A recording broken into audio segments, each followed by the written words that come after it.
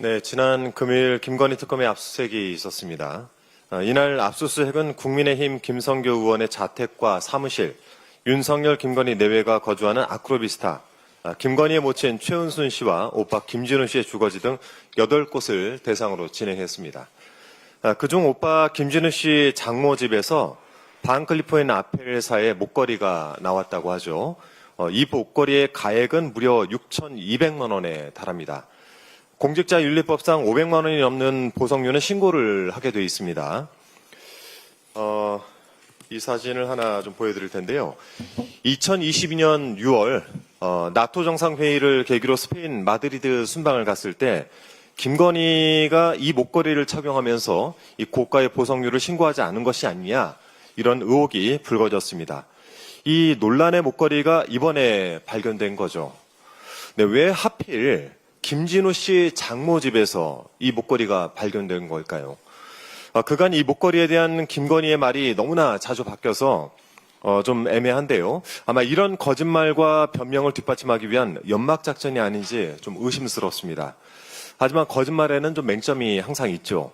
김건희의 과거 주장들을 바탕으로 생각하면 특검팀이 고려해야 할 시나리오는 크게 두 가지인 것 같습니다. 잠시 좀 치우겠습니다. 네, 나토 정상회의 순방 당시 착용을 했던 6,200만 원짜리 목걸이, 그리고 1,500만 원 상당의 까르티에 팔찌, 2,600만 원이 넘는 티파니 브로치를 두고 미신고 재산 의혹이 불거지자 김건희는 2022년 8월에 이렇게 해명을 합니다. 장신구 석점 중 2점은 지인에게 빌리고 1점은 소상공인에게 구매를 했다. 즉 지인에게 빌렸다라는 주장, 목걸이는 김진우 씨 장모의 것이다 라고 주장을 하기 위해서 그 집에 가져다 두었을 가능성이 있지 않겠습니까? 그런데 지난 5월 김건희가 서울중앙지검에 제출한 진술서에서는 또 다른 주장을 한 것으로 밝혀졌습니다. 이 진술서에 따르면 지인에게 빌린 장신구가 아니라 해외에서 구입한 모조품이다라는 취지의 내용이 담겨 있었습니다.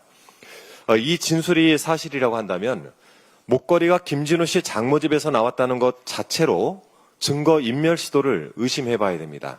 즉, 진품은 꽁꽁 숨겨두고 모조품을 장모 집에 가져다 두어서 특검팀의 수사에 혼선을 빚게 했을 가능성도 고려해 봐야 된다는 것입니다. 김건희와 그 일가에 경고를 합니다만 국민 앞에 더 이상 말장난하지 마시기 바랍니다. 김건희 본인의 삶에 도대체 어디까지가 거짓인가 싶습니다. 이력서에 허위 경력을 기재한 것이 들통나자 돋보이고 싶은 욕심 때문에 그랬다라면서 그것이 죄라면 죄라고 주장을 해 국민적 공분을 사기도 했습니다. 숙명여대 석사학위 논문 표절인 것으로 드러나자 학위가 취소됐고 회원 유지를 멤버 유지로 표기한 논문은 두고두고 인구에 회자되고 있습니다. 윤석열이 구약 성경을 다 외운다라면서 두둔했던 김건희는 신부님이나 목사님이 아닌 천공스승과 건진법사, 미륵보살 명태균, 점집을 운영한 노성원을 곁에 두었고 본인 스스로 도사들과 대화하는 것을 좋아한다라고 말하기도 했습니다. 김건희의 이름과 호칭, 외모, 직업에 등의 세간의 풍문이 파다하지만 굳이 구체적으로 언급은 하지 않겠습니다. 자, 이쯤 되면 상습적으로 거짓말을 하다 스스로 믿어버리게 되는 리플리 증후군도 매우 중증인 것 같습니다.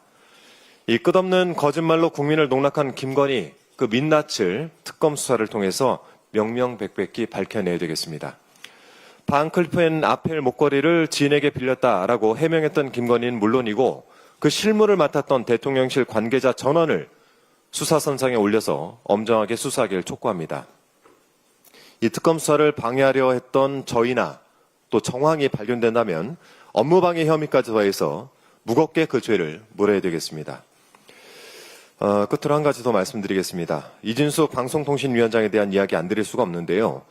어제 이진숙 위원장이 SNS에 장문의 글을 올렸습니다. 그 제목이 휴가 유감입니다. 제가 최고위에서 사의 표명하고 좋아하는 휴가 길게 가라라고 발언했던 내용을 정성스럽게 캡처를 해서 함께 올려두었던데 뭐 해보자는 거죠. 이준숙 위원장은 아직까지 자신이 왜 국민적 질타를 받는지 주제 파악이 안 되는 것 같습니다. 이 SNS 글에 직장 생활을 40년 가까이 했지만 휴가 신청에 반려된 것은 난생 처음이다라면서 자신은 휴가를 신청했을 뿐이지 휴가 간 게 아니다라는 취지로 항변을 했던데 제가 같은 회사에서 휴가 신청을 15년간 해본 입장에서 그런 넋 빠진 소리 처음 들어봅니다. 자괴감이 듭니다. 지금 본인이 직장 생활하고 있습니까? 만일 직장인이 일했다면 징계나 잘렸겠죠. 폭우란 재난 상황이 벌어지는 바로 그 순간에 휴가 계획을 짜고 있었던 방송통신위원장을 본 적도 없습니다. 본인이 재난방송 컨트롤 타워라는 것도 깜빡했겠죠. 저는 방송국에서 근무하면서 수많은 재난 현장을 다녔는데 그 기억을 상기해보면 휴가고 뭐고 생각할 틈이 없습니다. 지금 이준석 위원장에게 직무태만에 책임을 물어도 모자랄 판인데 어디서 유감을 운운하고 있습니까?